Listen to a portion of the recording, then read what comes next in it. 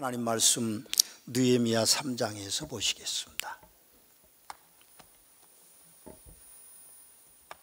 느헤미야 3장 1절 말씀부터 7절까지 말씀 봉독해 드립니다.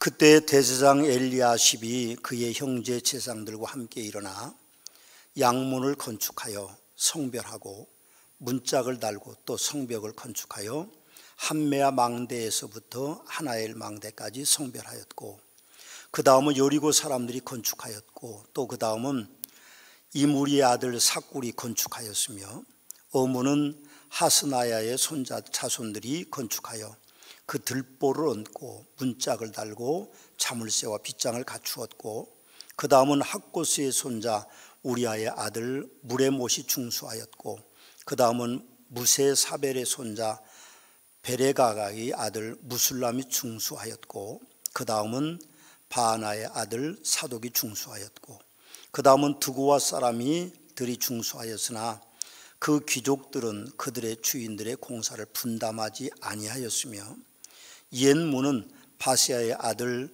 요아다와 스보디아의 아들 무술람이 중수하여 그 들보를 얹고 문짝을 달고 자물쇠와 빗장을 갖추었고, 그 다음은 기브온 사람 물라다와 메로노 사람 야돈이 강 서쪽 총독의 관할에 속한 기브온 사람들 및 미스바 사람들과 더불어 중수하였고. 아멘. 우리 속담에 호랑이는 죽어서 가죽을 남기고 사람은 이름을 남긴다, 그렇게 전하고 있습니다. 호랑이가 죽어서 남긴 가죽은 값이 아주 비쌉니다. 제가 언젠가 들은 기억이 있는데 적어도 500만 원 이상 한다고 합니다. 근데 사람의 이름은, 명예로운 이름은 남지만 더러운 이름으로, 추악한 이름으로 남긴 이들은 오늘 가룟 유다에게 말씀하신 예수님의 말씀처럼 태어나지 않음이 오히려 낫다고 하는 그런 추악한 이름들도 들러 남길 수 있다는 것입니다. 우리는 우리의 이름을 어떤 이름으로 남길까요? 우리 모두의 대답은 명예로운 이름일 것입니다. 요즘 제가 아침에 일어나면 이렇게 손하고 이쪽에 붙는 느낌이 있어서 자다가 놀래서 일어납니다. 한 짐이 붙어 있는 것 같아서 일어나서 우리 약사분이신 우리 장로님에게 상담을 하고 또 물리치료사인 우리 집사님에게 조언을 받으니까 아마 그건 신장의 문제가 아니고 한쪽만 붓는 것은 어깨나 목 때문에 그런 것 같습니다. 그분들이 그렇게 말씀해 주셨어요. 며칠 전 아침에 일어나서 제가 손이 더부룩하고 만져서 이렇게 있으면 농담으로 우리 집사람한테 그랬습니다. 거북목인 사람들은 다 유명하다.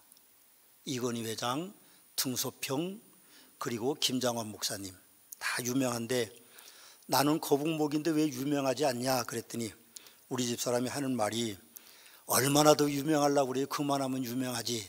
그래서 제가 웃었습니다. 참 코로나가 생기고 1년이 지나서 한 번도 그렇게 크게 웃어본 적이 없는데 그 말에 우리 부부가 박장대소하고 한바탕 웃었습니다. 사람들의 비석의 묘비명을 살펴보니까 그렇게 되어 있습니다.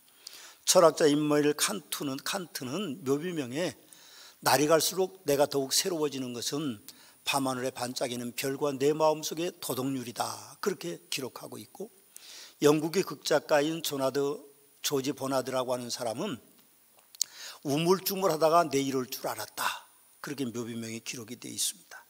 미국의 흑인 해방 인권운동가인 마틴 루터 킹 목사는 드디어 자유가, 전능하신 주님 감사합니다 하고 자기 죽음을 그렇게 묘비명으로 세우고 있습니다. 어네스트 헤밍웨이는 일어나지 못해 미안하오, 그렇게 기록하고 있고, 세계적인 설교와 침례교 영국 목사인 찰스 벌전 목사는 나는 선한 싸움을 싸우고 나의 갈 길을 마쳤으며 믿음을 지켰노라 하는 묘비명을 세웠습니다.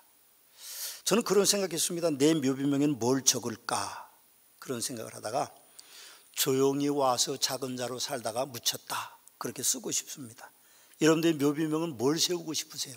누가 알아주는 사람이 없어도 그래도 내 묘비명 하나 정도는 좀 핸드폰에 적어 놓으면 훗날 여러분들이 세상을 떠나면 자식들이 핸드폰을 열어보고 우리 아버지 우리 어머님 묘에는 이렇게 좀 새겨야 되겠다. 혹시 뭐 납골당을 가시더라도 거기에 납골함 겉에다 그렇게 새기면 얼마나 좋겠습니까? 그럼 많은 사람들의 이름들이 오늘 느헤미야 3장에 기록되어 있습니다. 예루살렘 성벽을 재건하는 일에 헌신한 명예로운 사람들의 이름들이 기록되어 있습니다.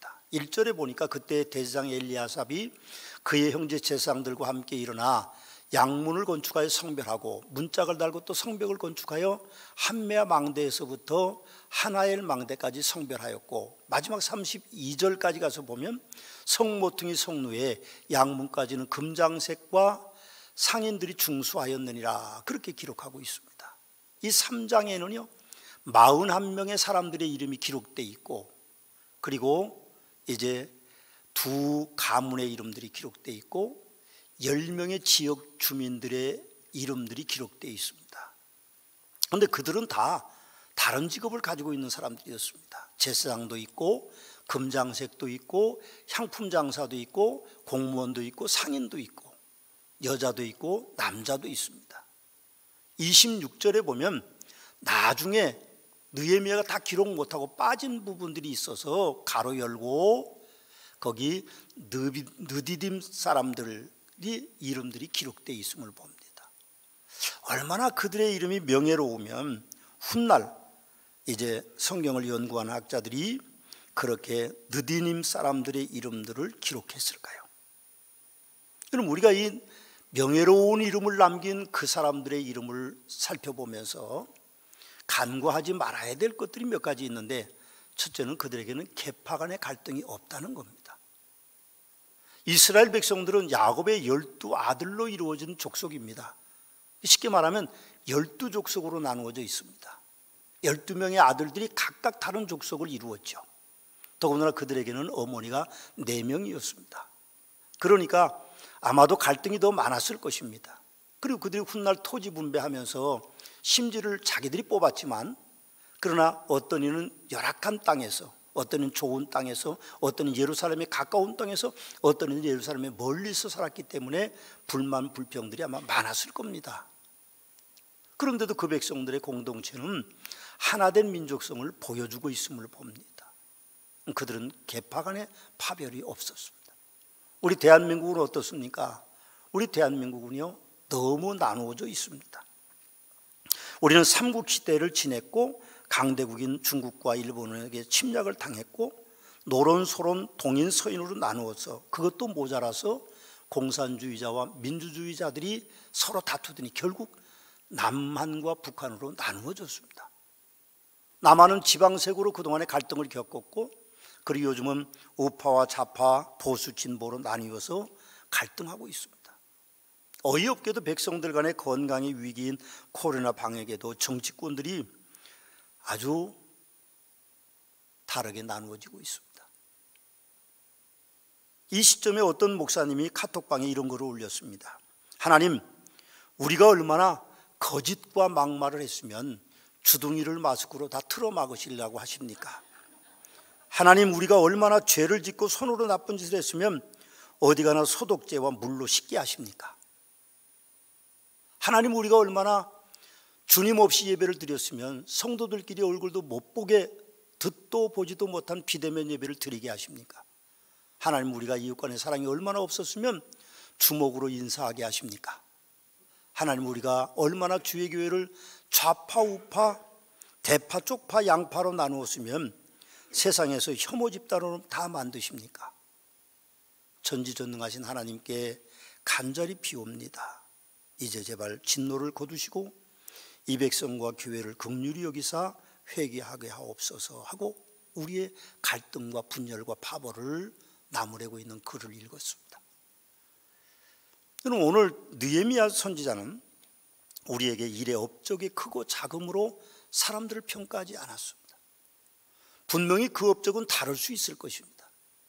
하나님께서는 귀족과 같은 부한 성도도 쓰셨고 가난한 자와 같은 성도도 쓰셨기 때문이죠. 바울 사도는 로마 16장에서 38명의 동역자들을 소개해 주고 있습니다. 자랑스러운 동역자들이죠. 그리고 바울 사도는 고린도 교회에 보낸 편지 고린도서 1장 27절 28절에서 하나님께서는 세상에 미련한 것들을 택하사 지혜 있는 자들 부끄럽게 하시고 세상에 약한 것들을 택하사 강한 것들을 부끄럽게 하시며 하나님께서 세상에 천한 것들과 멸시받는 것들과 없는 것들을 택하사 있는 것들을 폐하려 하시나니라고 그렇게 서로 간에 어떤 크고 작음을 나누지 않도록 우리에게 말씀하고 있습니다. 우리 몸에 연약한 지체가 더 중요합니다. 그런데도 우리는 크고 작음으로 사람들을 평가하는 어리석은 시대를 살아가고 있습니다. 느헤미야는 또 일의 성과를 우선하지 않았어요. 그들의 과업을 우선하지 않았다는 것입니다. 41명과 2개의 가문과 지역 주민 10곳 사람들이 한 일은 성과가 다 달랐습니다. 당연히 다르죠. 그럼 느헤미야의 평가는 어쨌든 그들을 우열로 나누지 않았어요. 지금 예루살렘 성벽은 조금 남아 있습니다. 그것이 통곡의 벽이라고 합니다. 예루살렘을 방문해 보면 그 통곡의 벽에 남아있는 얼마 안 되는 그 성벽은요, 약 2톤 정도 되는 큰 대리석으로 성벽을 쌓습니다. 사람이 포크레인도 없고 크레인도 없고 장비도 없이 그것을 쌓는다는 것이 얼마나 어렵겠습니까? 흙으로 하나 쌓고 다 메꾸고 위에 나무 토막을 만들어서 그렇게 끈으로 묶어서 도로래처럼 끌고 가서 그 위에 또 쌓고 하는 그런 작업들이 얼마나 힘들었을까요? 그러나 그들이 많이 하고 적게 하고 우열을 나누지 않았고 그래서 성과를 나누지 않았다는 데 있습니다. 물론 그들 가운데는 함께 하지 않는 이들도 있었지만 그들의 책임을 묻거나 불만이나 불평하지 않았습니다. 저는 그래서 우리 교회 성도들을 공평하게 대하려고 항상 다짐하고 있습니다. 제가 그 중학교 3학년 때 목사가 되겠다고 결심하면서 한 가지 결심한 것이 있다면 성도들을 이제 공평하게 대하는 것이었습니다. 어떤 경우에도 성도들을 차별하지 않겠다고 그렇게 결심했고 목회의 길을 들었었습니다. 그런 이유로 서문학교회가 목사가 되고는 서문학교의 핵심 가치를 목회 철학을 교제의 공평성으로 그렇게 삼았습니다. 저의 결심은 마태복음 20장에 예수님의 포도원 품꾼들 이야기에서 기인했습니다. 천국은 마치 품꾼을 얻어 포도원에 들여보내고 이른 아침에 나간 집주인인 것 같다고 그러셨습니다. 제3시 곧 9시입니다. 6시간 차이니까. 아침 9시에 나가서 일꾼을 들여놓고 제6시 12시에 가서 일꾼을 농장에 보내고 제9시에 오후 3시에 가서 일꾼들을 또 보내고 그리고 제11시에 나가서 오후 5시에 가서 보니까 놀고 있는 사람들이 있어서 너희들은 왜 일 안 하냐? 주님이 그렇게 물으셨어요. 그랬더니 우리를 써주는 사람이 없습니다. 우리 농장으로 가라. 그렇게 들여보냈는데 6시에 퇴근할 때 늦게 온 사람부터 임금을 주는데 한 데나리온을 줍니다. 하루 일당이죠. 그러면 일찍 온 사람들은 1시간 일한 사람이 한 데나리온을 받으면 우리는 좀 더 받겠구나. 그러는데 3시에 온 사람도 똑같이 한 데나리온을 줍니다. 그러니까 일하러 왔던 분들이 불만 불평을 터뜨리죠. 그럴 때 주님이 뭐라고 그러십니까? 차별이 없는 거죠. 그럼 우리는 천국에는 모두가 공평합니다. 거기 꽃모자를 쓰고 금모자를 쓰고 개털모자를 쓴 사람들이 있는 게 아닙니다. 천국은요 빈부의 격차가 없습니다. 신분의 차이도 없고요 인물의 차이도 없고 학문의 차이도 없습니다. 생각나는 사건이 하나 있습니다. 예수님께서 십자가에 달리셨을 때 좌우에 강도들이 같이 달렸어요. 한편 강도가 예수님 당신의 나라에 임할 때 나를 좀 기억해 주십시오. 그렇게 말했을 때 예수님께서는 뭐라고 하셨습니까? 진실로 진실로 내게 이르노니 오늘 내가 나와 함께 낙원에 있으리라 그랬습니다. 그 사람이 십자가에 달리기 전에는 예수님을 알지 못했을 거고 아무것도 한 일이 없는데도 형틀 위에서 그것도 사형돼 그 위에서 그렇게 고백했다는 이유 하나만으로 내가 나와 함께 낙원에 있으리라고 말씀하시는 그 주님의 그 말씀이 생각이 났습니다. 우리는 차이가 없습니다. 아무리 못났어도 아무리 힘들어도 차이가 없는 세상이 교회가 돼야 됩니다. 그럼 교회에서는 모든 성도가 공평해야 합니다. 교회에서 공평하다는 것은 무질서를 의미하는 건 아닙니다. 오해하지 마십시오. 직분에 따른 직임의 권위와 헌신의 책임이 따르는 운영을 위한 구조적인 문제를 제외하고 나머지는 차이가 없어야 됩니다. 모든 성도들이 똑같은 대우를 받아야 되는 거죠. 명예로운 이름과 다르게 부끄러운 이름도 오늘 느헤미야서에는 기록되어 있습니다. 5절의 말씀을 보십시오.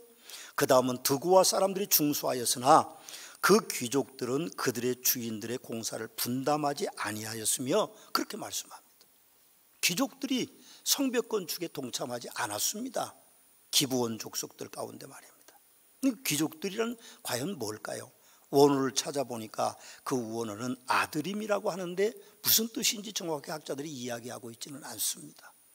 제사장들의 이름이 있고 향품 장사도 있고 그리고 금장색도 있고 상인들도 있고 그렇지만 귀족들이 누구인지 우리는 알 수 없지만 분명한 것 하나는 하나님의 일에는 귀족도 없고 평민도 없는데 그 귀족들이 함께하지 않았다는 데 있습니다.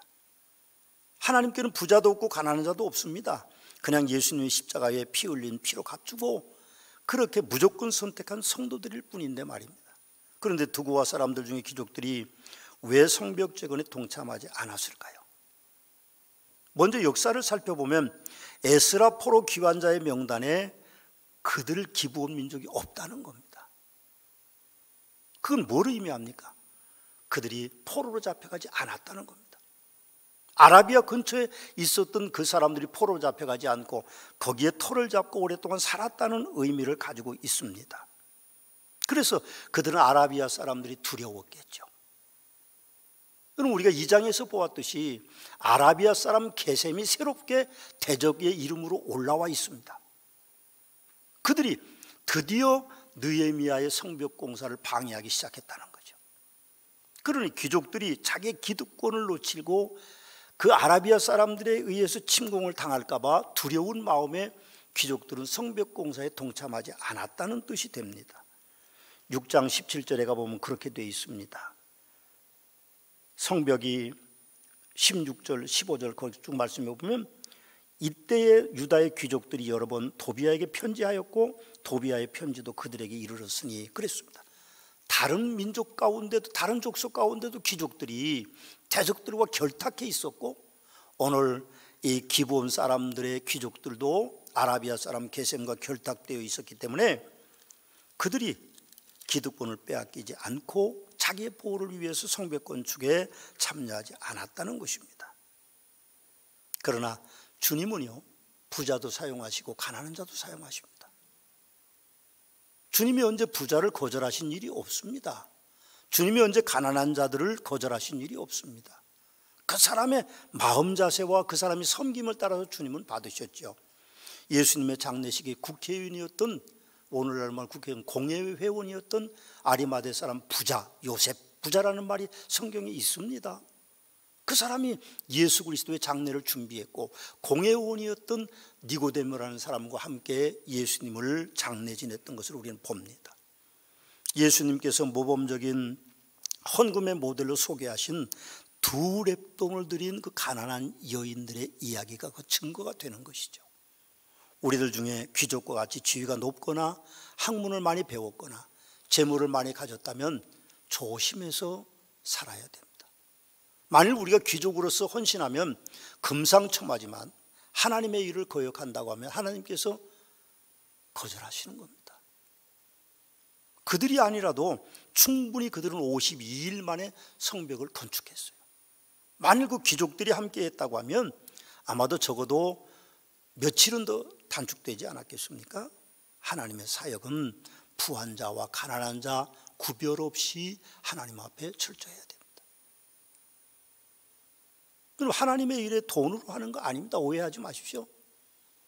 오셔서 청소도 하고 전도지도 돌리고 전도하고 얼마든지 주님을 섬기는 일에 빈부의 격차가 없습니다.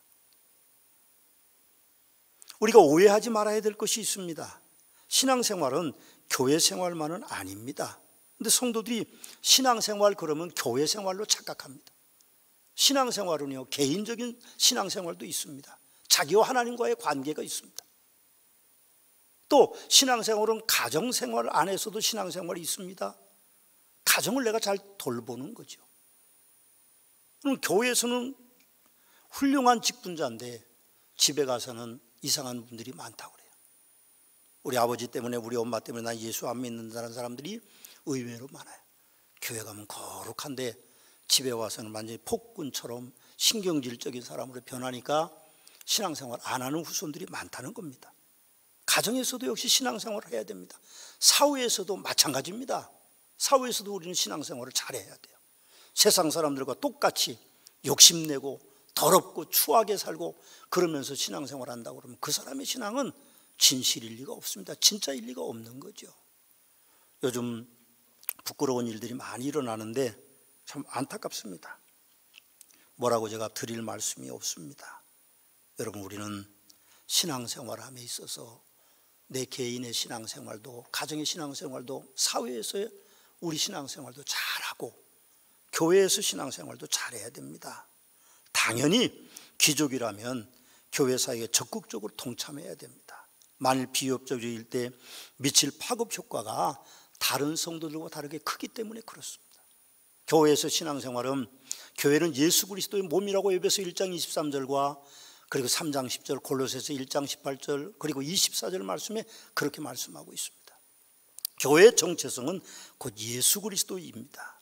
그래서 우리는 교회에서 헌신하는 일들을 소중하게 생각해야 돼요. 대화가였던 미켈란젤로가 베드로 성당의 성화를 그리면서 사람들이 그에게 와서 물었습니다. 화가님, 뭘 그리고 있습니까? 예, 하나님의 일을 하고 있습니다. 옳습니다. 교회 일은 하나님의 요구하심에 응답하는 헌신이어야 하고, 교회 일은 축복의 통로고, 교회 일은 보람된 인생의 완성입니다. 우리가 교회 일을 소중하게 생각해야 돼요. 우리가 귀족이라면 특별히 많이 준 것을 바라심을 잊어서는 결단코 안 될 것입니다. 예수님께서 달란트 비유를 말씀하실 때 5달란트 받은 자는 5달란트 가져왔다고 그랬고, 2달란트 받은 자는 2달란트 가져왔다고 그랬습니다. 많이 준 자에게는 많은 것을 받고 적게 준 자에게는 적은 것을 받는다고 주님이 그렇게 말씀하고 계심을 우리는 잊어서는 안 될 것입니다. 여러분, 우리는 베드로 사도가 말씀하신 하나님의 집에서 심판을 시작할 때가 되었다는 말씀을 기억해야 되고, 야고보 사도는 선생된 우리가 더 큰 심판을 받을 줄을 알라고 하신 말씀을 우리는 기억해야 됩니다. 좋은 교회를 넘어서 위대한 교회를 꿈꾸는 서문학교의 성도 여러분, 우리 이름이, 여러분의 성함이, 제 이름이 명예로운 이름으로 남게 되시기를 우리 주 예수 그리스도의 이름으로 축원합니다. 기도하시겠습니다.